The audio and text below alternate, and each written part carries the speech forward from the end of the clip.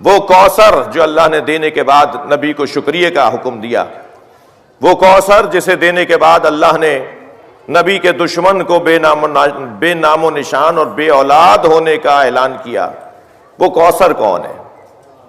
وہ کوثر کیا ہے؟ میں کچھ دیر کے لیے ان کی بات کو قابل غور مان لیتا ہوں جو یہ کہتے ہیں کہ کوثر سے مراد حوض کوثر ہے، کیونکہ قرآن کا قاعدہ یہ ہے کہ یفسر بعضہ ببعض، ایک آیت دوسری آیت کی تفسیر کرتی ہے۔ تو اگر کوثر سے مراد حوض کوثر ہے، جام کوثر ہے، تو پھر تیسری آیت میں اللہ یہ کیا کہہ رہا ہے کہ تمہارا دشمن ہی بے اولاد رہے گا، نام و نشان اس کا رہے گا ہی نہیں، کوئی اس کا نام لینے والا ہی نہیں ہوگا۔ تو یہاں کوثر سے مراد حوض کوثر نہیں ہے، کوثر سے مراد کچھ اولاد سے وابستہ چیز ہے، اس لیے کہ نبی کا دشمن بھی اولاد رہے گا، ہم نے تمہیں کوثر دے دی، اب تمہارا ہی نام رہے گا اور تمہاری ہی اولاد رہے گی۔ خوشنودیہ امام زمانہ، بلند ترین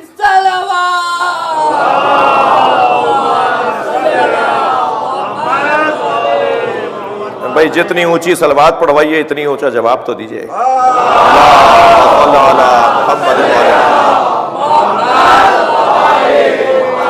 یہ ذہن میں رہے کہ یہ صلوات آپ آل نبی پر پڑھتے ہیں اور ان سے ہوتی ہوئی رحمتیں ہم پر ہی پلٹتی ہیں، تو بلندتر صلوات سیدہ کی ذات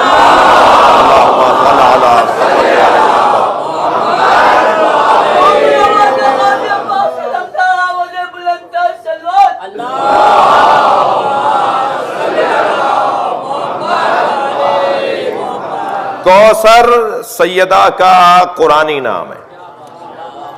اللہ نے سیدہ کو قرآن میں جس نام سے یاد کیا ہے وہ ہے کوثر، اور کوثر یعنی خیر ہی خیر، کوثر یعنی خیر مطلق، کوثر یعنی کل الخیر، کوثر یعنی خیر الکل، ہر اعتبار سے جو خیر ہو، حتیٰ سیدہ ان لوگوں کے لیے بھی خیر کہ جن سے سیدہ نے کچھ مانگا تھا، اس لیے کہ یہ مانگ کر سیدہ نے قیامت تک کے لیے نظام مرتب کر دیا کہ کیا معاملہ تھا اور کیا مسئلہ تھا۔ امت مصطفیٰ کے لیے نہیں، انسانیت کے لیے خیر ہے۔ بستر اللہ نے سب کے لیے بنایا ہے، میدان سب کے لیے بچھایا ہے، اب جو استفادہ کرے گا وہ کامیاب ہوتا چلا جائے گا۔ کوثر قرآنی سیدہ کا نام۔ سرکار دو جہاں جب معراج پہ تشریف لے گئے تو میرے بچوں اور جوانوں کو معلوم ہے کہ معراج پر کیوں لے گئے، کیوں لے جائے گئے، کیوں گئے، کیوں اللہ لے گیا سرکار کو معراج پر؟ خود قرآن مجید کے اندر سورہ مبارکہ اسراء کے اندر اس بات کا اظہار ہے۔ سبحان الذی اسریٰ بعبدہ لیلا من المسجد الحرام الی المسجد الاقصی الذی بارکنا حولہ لنریہ من آیاتنا۔ بابرکت ہے وہ ذات جو راتوں رات اپنے بندے کو معراج پر لے گئی، ایک مبارک ماحول کے اندر، ایک اچھے ماحول کے اندر، ایک مناسب ماحول کے اندر۔ کیوں؟ تاکہ ہم اسے اپنی آیات میں سے کچھ آیات دکھائیں۔ معراج پر سرکار کو اللہ لے کر گیا ہے اپنی آیات دکھانے کے لیے۔ اب اس آیہ کریمہ کو ذہن میں رکھ کر ایک اور آیت کو اس کے ساتھ پلس کیجئے جس میں اللہ اعلان کر رہا ہے لقد راء من آیات ربہ الکبریٰ، سورہ مبارکہ النجم۔ لقد راء من آیات ربہ الکبریٰ، وہاں آیت کہہ رہی ہے کہ ہم راتوں رات اپنے بندے کو معراج پر لے گئے تاکہ اپنی آیات میں سے آیات دکھائیں۔ اسی آیت کہہ رہی ہے بتحقیق لقد راء من آیات ربہ الکبریٰ، بتحقیق اس نے دیکھی اللہ کی سب سے بڑی آیت کو۔ وہ سب سے بڑی آیت کیا تھی جسے اللہ نے معراج پر لے جا کے مصطفیٰ کو دکھایا ہے؟ سیدہ اپنے سینے پہ ہاتھ رکھ کے فرماتی ہیں انا آیت اللہ الکبریٰ، میں اللہ کی سب سے بڑی آیت ہوں۔ معراج پر جانے کے بعد اللہ نے جو نبی کو ہدیہ دیا ہے اس ہدیے کو فاطمہ کہا جاتا ہے۔ جناب فاطمہ الزہرا سلام اللہ علیہا، بلندر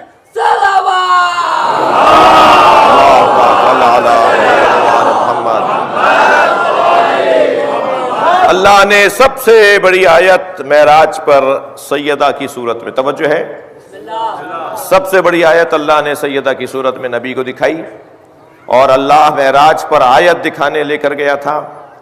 سیدہ کا وجود اللہ کی بڑی آیت ہے، اللہ کی سب سے بڑی آیت سیدہ کا وجود۔ جب ہم کہتے ہیں کہ اللہ کی سب سے بڑی آیت سیدہ کا وجود ہے تو کسی کے ذہن میں یہ نہ رہے کہ ہم نبی سے بڑھا رہے ہیں۔ بعد از خدا بزرگ تو ہی قصہ مختصر، اگر اللہ کے بعد کوئی مقام رکھنے والا وجود ہے تو وہ نبی کا وجود ہے۔ مگر کوئی یہ بھی تو جاننے کی کوشش کرے کہ جس وجود سے اللہ نے وجود زہرا کو بنایا وہ بھی مصطفیٰ کا وجود ہے۔ لہذا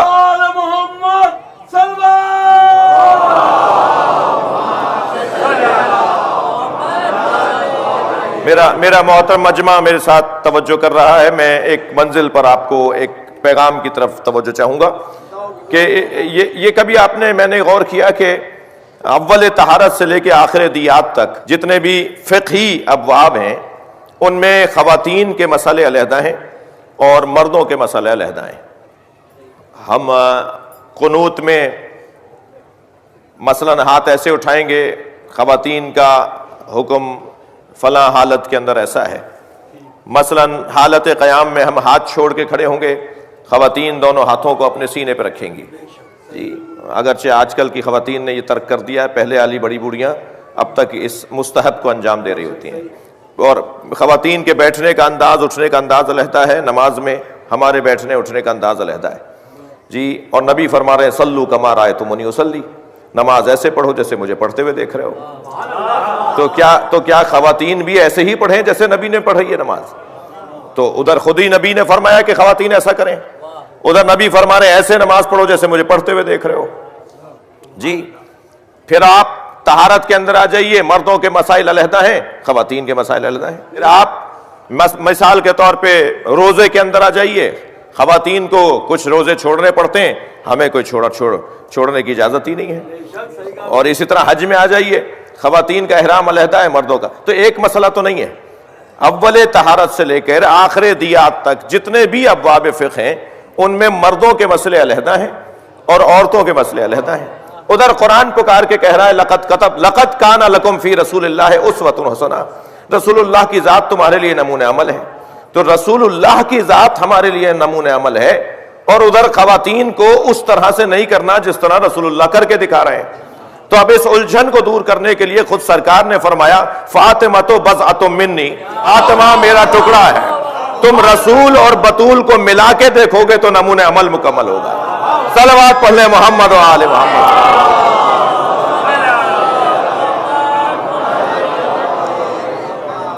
اللہ خود چاہتا ہے کہ میرے رسول کے ساتھ میری کنیز خاص فاطمہ زہرا کو ملا کے رکھو۔ نبوت کا جلوہ نبوی ہے، توجہ،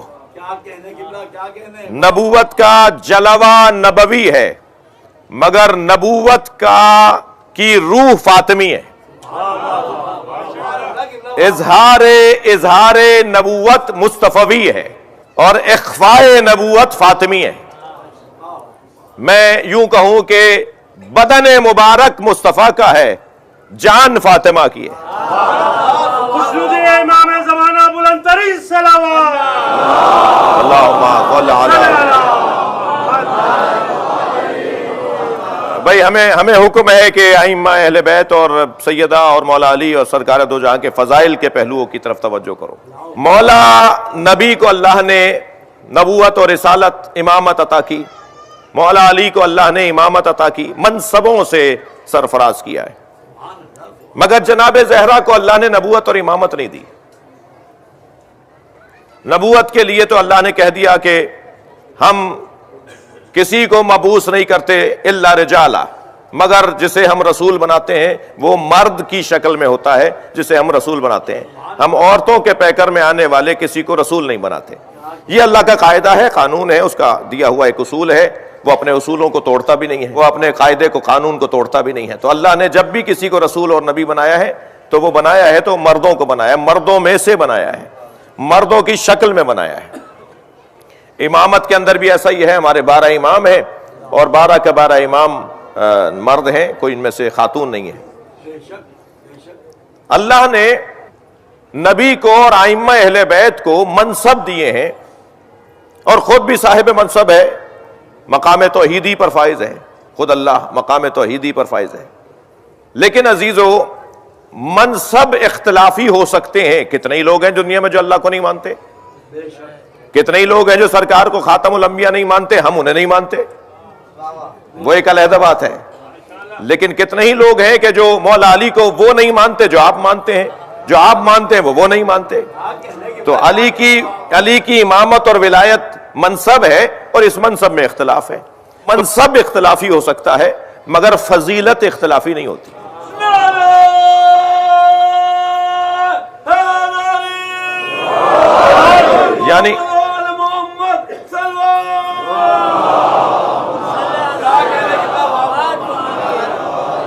یعنی امامت مولا کائنات پر بحث ہے کہ علی، میں کہتا ہوں کہ امام ہے، یعنی ہم کہتے ہیں کہ امام ہے، کچھ کہتے ہیں کہ نہیں ہے۔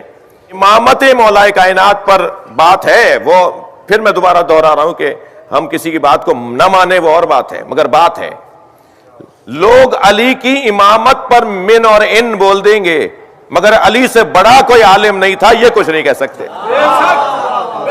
علی سے بڑا کوئی شجاع نہیں ہے، اس پہ کوئی بحث ہی نہیں ہے۔ علی سے بڑا کوئی سخی نہیں ہے، اس پہ کوئی بحث ہی نہیں ہے، اس پہ کوئی اختلاف کرنے والا ہی نہیں ہے۔ یعنی امامت پر اختلاف ہے مگر علی کی فضیلت پہ اختلاف نہیں ہے۔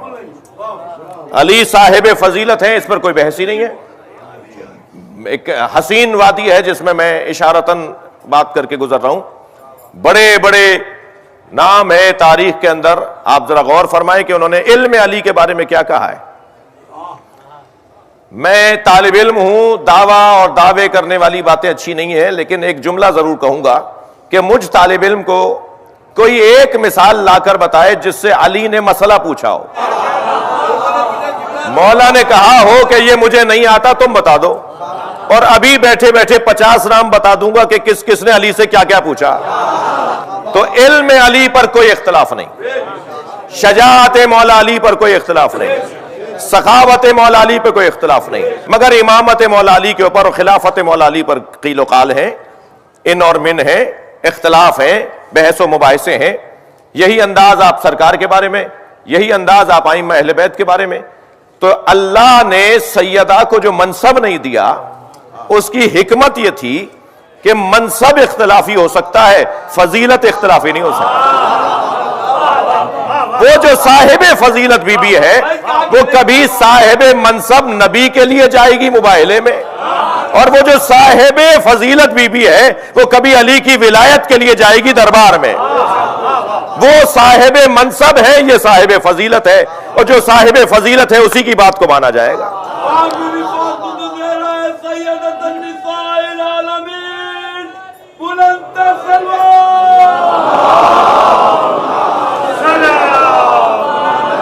ضرور کروں گا کہ اللہ نے 1,24,000 مردوں میں 1,24,000 مردوں میں اور 14 معصومین میں ایک فاطمہ کو کافی جانا۔